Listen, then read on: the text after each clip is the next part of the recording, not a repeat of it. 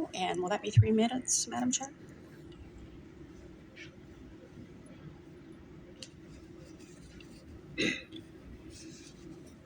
Good morning, Paul Soto from the Horseshoe. I'm reading from the last time that I was in prison. I wrote this. Violence, be it economic, psychic, or physical, manifest in many ways. I live in a managerial society in a world of admins. The greatest acts of violence is not done in the sordid dens of crime Dostoevsky loved to paint. It is not done even in the concentration camps, psych wards, or prisons. In these, we see its final results. But it is conceived and ordered, moved, seconded, carried, and minuted, and clean carpeted, warmed in well lit offices by quiet men with white collars and cut fingernails and smooth shaven cheeks who do not need to raise their voice. Hence, naturally enough, my symbol of hell is something like the bureaucracy of the county governments and city government offices or developers and corporations. It was in offices like these, with men dressed like this, that conceived children to undertake crippling work with short-handled hoes in the agricultural fields of San Jose, California, and other parts of the state.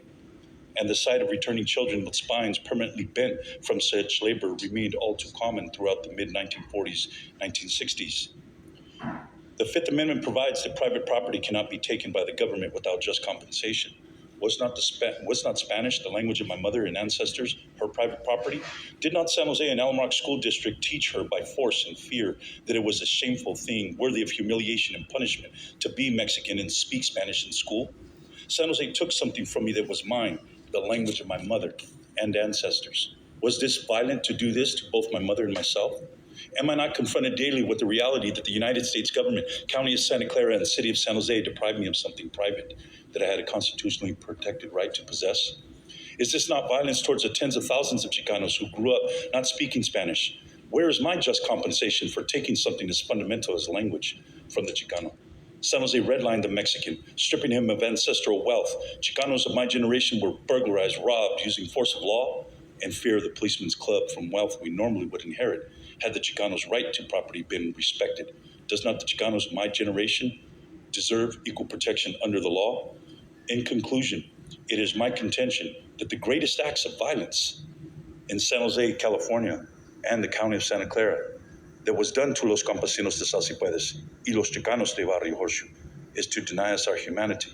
And you deny us our humanity when you deny me my history.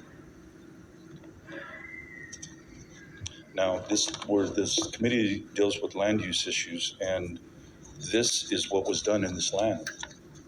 And we need to get to a point where we're going to be talking about this. We're going to be talking about this very, very soon.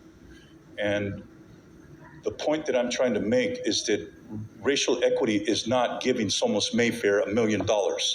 That's not racial equity. That is not the institutionalization of racial equity. But we'll get there. Together, we're going to get there. Thank you. That concludes public comment. Thank you, and thank you for a very truthful and reflective comment, Mr. Soto. We're going to move on to item 3.